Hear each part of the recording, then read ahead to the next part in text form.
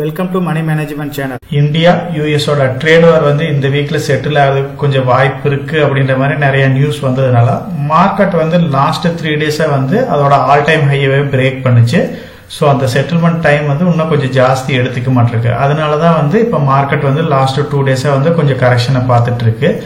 So நம்ம மார்க்கெட்ல ஒரு சில ஸ்டாக்ஸ் வந்து ரொம்ப ஒரு ஹைப் ஏற்படுத்திய கம்பெனிஸா இருக்கும். பர்டிகுலரா இப்ப ரீசெண்டா வந்து மார்க்கெட்ல லிஸ்ட் ஆயிருக்கிற ஒரு டாப் 5 கம்பெனிஸ் இது வந்து ஒரு அட்ராக்டிவான பிரைஸ்ல இருக்கு அப்படிங்கிற வகையில் நான் இதை டிஸ்கஸ் பண்ண வரல. என்னோட பாயிண்ட் ஆஃப் வியூல இந்த கம்பெனிஸ்க்கு எல்லாமே வந்து ஃபியூச்சர்ல வந்து ஒரு நல்ல ஸ்கோப் இருக்கு. வேல்யூஷன் ஹையா தான் இருக்குது. இருந்தாலுமே இதெல்லாம் வந்து என்னோட ஹோல்டிங்ஸ்ல இருக்கிற ஸ்டாக்ஸ் தான். இந்த ஸ்டாக்ஸ் எல்லாம் வந்து ஃபியூச்சர்ல வரப்போற நாட்கள்ல நல்லா டெவலப் ஆகிறதுக்கு பாசிபிலிட்டிஸ் இருக்கு. இப்ப பர்டிகுலரா 2 செக்டரை மட்டும் இதுல நம்ம செலக்ட் பண்ணிருக்கிறோம். ஒன்னு வந்து டூரிசம் செக்டர், அனதர் ஒன் பாத்தீங்க அப்படின்னா நான் பேங்கிங் பினான்ஸ் செக்டர்ஸ். ஸோ நான் பேங்கிங் பினான்ஸ் செக்டரை பொறுத்த வரைக்கும் கண்டிப்பா டே பை டே வந்து இதுக்கு நல்ல டிமாண்ட் இருந்துகிட்டே தான் இருக்கு. பர்டிகுலரா மார்க்கெட்ல டாப் பிளேயர்ஸ் எல்லாமே நான் பேங்கிங்ல இருந்தாலும் இப்ப ரீசெண்டா மார்க்கெட்டுக்குள்ள வந்த Jio financial services, HDB financial services, Tata capital, Bajaj housing finance இதுக்கு எல்லாமே வந்து பாத்தீங்க அப்படின்னா ஒரு நல்ல ஹோப் இருக்கு.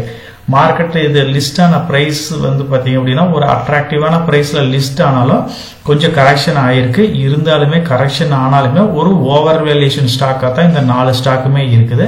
ஐடிசி ஸ்டாக்கை பொறுத்த வரைக்கும் ஐடிசி ஹோட்டல்ல இருந்து பிரிஞ்சதுக்கு அப்புறம் ஐடிசி ஸ்டாக் வந்து பர்ஃபார்ம் பண்ணலினாலும் ஐடிசி ஹோட்டல் ஸ்டாக் வந்து எக்ஸலண்டா பர்ஃபார்ம் பண்ணிட்டு இருக்கு. நல்ல வாய்ப்பு கிடைக்கும் அப்படின்னு எதிர்பார்த்த எல்லாத்துக்குமே வந்து இன்னும் ஒரு பெரிய அளவுக்கு வாய்ப்பு கொடுக்காம தான் இருக்கு. நான் பேங்கிங்கை பொறுத்த வரைக்கும் ரிலையன்ஸ் குரூப்ல இருக்கிற ஒரு முக்கியமான கம்பெனி தான் வந்து ஜியோ பினான்சியல் சர்வீசஸ். இதை ஸ்டார்டிங்ல இருந்தே வந்து நம்ம டீடைலா டிஸ்கஸ் பண்ணிக்கிட்டே தான் இருக்கிறோம். டிமர்ஜர் நடந்துச்சு. அதுக்கப்புறம் இதோட பிரைஸ் வந்து 270 லெவலுக்கு பிரிஞ்சாலும் 180 இருந்து 210 அந்த லெவல் வந்து நம்ம பையிங் லெவலா வச்சு லெவல் பை லெவலா அக்குமுலேட் பண்ணோம். அதுக்கப்புறம் இந்த ஸ்டாக் வந்து பாத்தீங்க அப்படின்னா ஒரு நல்ல ஹைப்பை கொடுத்துச்சு.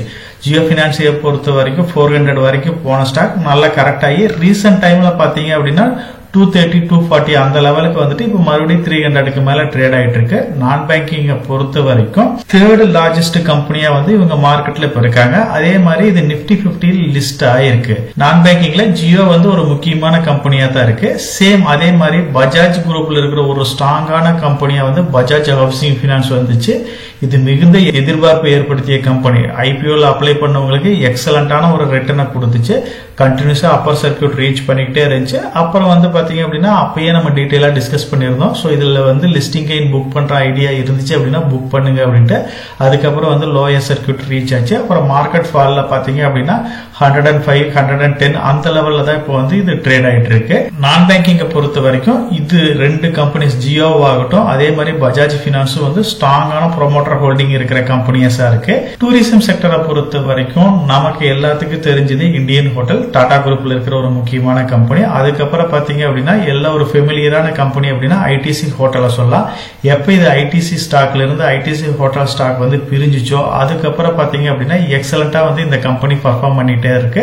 ஐடிசியை பொறுத்த வரைக்கும் ஸ்டாக் பிரிஞ்சதுக்கு அப்புறம் பெரிய அளவுக்கு பர்ஃபார்ம் இல்லாம தான் இருக்கு. 500க்கு மேல போன கம்பெனி இப்ப 400 லெவல்ல தான் ட்ரேட் ஆயிட்டு இருக்கு.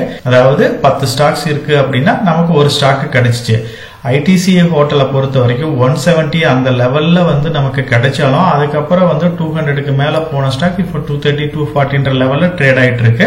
நான் பேங்கிங்கை பொறுத்த வரைக்கும் இப்ப ரீசெண்டா மார்க்கெட்டுக்குள்ள என்ட்ரி கொடுத்த 2 ஸ்ட்ராங்கான ஃபண்டமெண்டலான குரூப்ஸ் கம்பெனிஸ் அப்படின்னா ஃபர்ஸ்ட் ஒன் பாத்தீங்க அப்படின்னா டாடா கேபிட்டல். இது டாடா குரூப்ல இருந்து மிகுந்த எதிர்பார்ப்போட வந்த மார்க்கெட்டுக்குள்ள என்ட்ரி கொடுத்த கம்பெனி. ஆனா நம்ம எக்ஸ்பெக்ட் பண்ண அளவுக்கு லிஸ்டிங் கெயின் கொடுக்கல. மார்க்கெட்ல 1100 ரூபாய்க்கு மேல இருந்த கம்பெனி இப்ப வந்து 300, 400 லெவல்ல இருக்குதுனால அன்லிஸ்டட் மார்க்கெட்ல வாங்கினவங்களுக்கு இது ஒரு பெரிய லாஸை தான் கிரியேட் பண்ணிருக்கு.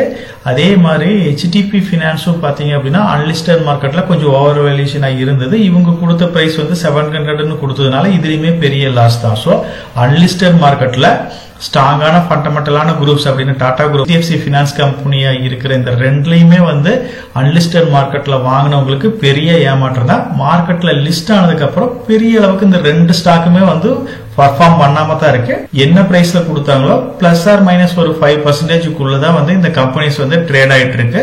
ஸோ இப்ப நம்ம டிஸ்கஸ் பண்ண கம்பெனிஸ் வந்து ஒரு அட்ராக்டிவான பிரைஸ்ல இருக்குது. இதை வந்து கன்சிடர் பண்ணலாம் அப்படின்னு நான் சொல்லவே கிடையாது. ஸோ என்னோட ஹோல்டிங்ஸ்ல வந்து இந்த ஸ்டாக்ஸ் இருக்குது. ஆனா ஃபியூச்சர் ஹோப்ஸ் வந்து இதுக்கு எக்ஸலண்டா இருக்கு அப்படிங்கிற வகையில தான் வந்து நான் இந்த கம்பெனிஸ் எல்லாமே வந்து ஹோல்ட் பண்ணிக்கிட்டே இருக்கிறேன்.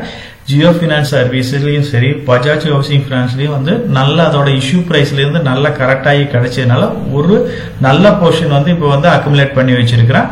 அதே மாதிரி ITC hotel, Tata capital, HDFC financial services இதுல வந்து இன்னும் வந்து நான் பெரிய அளவுக்கு ஹோல்டிங்ஸ் எடுக்கல. எனக்கு கிடைச்ச ஸ்டாக் அப்படியே மெயின்டைன் பண்ணிட்டு இருக்கிறேன். கரெக்டான ஆப்பர்ச்சுனிட்டி கிடைச்சிச்சு அப்படின்னா ITC hotel, Tata capital, HDFC finance சர்வீசஸ்ல இன்வெஸ்ட் பண்ணலான்ற பஜாஜ் ஹவுசிங்லயும் ஜியோ ஃபினான்ஸ்லயும் வந்து ஒரு நல்ல போர்ஷன் எடுத்து வச்சிருக்கேன். இந்த கம்பெனிஸை பொறுத்த வரைக்கும் நான் பேங்கிங் செக்டர் வந்து ஒரு தவிர்க்க முடியாத செக்டரா தான் இருக்கு. ஏன்னா பினான்ஸ் ரிலேட்டடா இருக்கிறதுனால, டூரிசம் செக்டரும் வந்து ஒரு முக்கியமான செக்டரா இருக்கிறதுனால நீங்க இதெல்லாம் வந்து ஒரு 10 இயர்ஸ் 15 இயர்ஸ் நீங்க நம்ம ஹோல்ட் பண்ணோம் அப்படின்னா மேபி இது வந்து ஒரு மல்டிபேக்கர் ஸ்டாக்கா மாறது கூட நிறைய பாசிபிலிட்டிஸ் இருக்கு. முழுக்க இது என்னோட வியூ தான். கண்டிப்பா இந்த ஸ்டாக்ஸை பொறுத்த வரைக்கும் இதோட பிஇ, இண்டஸ்ட்ரி பிஇ கம்பேர் பண்ணி பாத்தீங்க அப்படின்னாவே உங்களுக்கு கிளியரா தெரியும் எல்லாமே ஓவர் வேல்யூஷன் ஸ்டாக்ஸ் தான். சோ இதுல நீங்க இன்வெஸ்ட் பண்றீங்க அப்படின்னா கண்டிப்பா ரிஸ்க் எடுக்கிறீங்க. அந்த பாயிண்ட நீங்க மைண்ட்ல வச்சுக்கிட்டு நான் ரிஸ்க் எடுக்க தயாரா இருக்கேன் அப்படிங்கிறவங்க மட்டும் இதுல வந்து நம்ம போக்கஸ் பண்ணலாம். மேபி இந்த ஸ்டாக்ஸ் எல்லாமே வந்து இன்னும் ஒரு 5 இயர்ஸ் கூட எந்த ஒரு ரிட்டர்னும் கொடுக்காம கூட போலாம். அதுக்குமே பாசிபிலிட்டிஸ் இருக்கு. ஏன்னா இது எல்லாமே ஓவர் வேல்யூஷன் ஸ்டாக்ஸ் தான். இந்த ஸ்டாக்ஸ்ல எல்லாமே நான் வந்து ஒரு நல்ல ரிஸ்க் எடுக்கலான்ட்டு தான் இருக்கேன். ஏன்னா இது எல்லாமே வந்து பாத்தீங்க அப்படின்னா Reliance, HDFC bank, Tata group, Bajaj group, IT ஸ்ட்ராங்கான ஃபண்டமெண்டலான குரூப்புக்கு கீழே இருக்கிற கம்பெனிஸா இருக்கிறதுனால கண்டிப்பா ஒரு நாள் இல்ல ஒரு நாள் இந்த கம்பெனிஸ் எல்லாமே வந்து ஒரு எக்ஸலண்டான வெல்த்தை கிரியேட் பண்றதுக்கு நிறைய பாசிபிலிட்டிஸ் இருக்கு.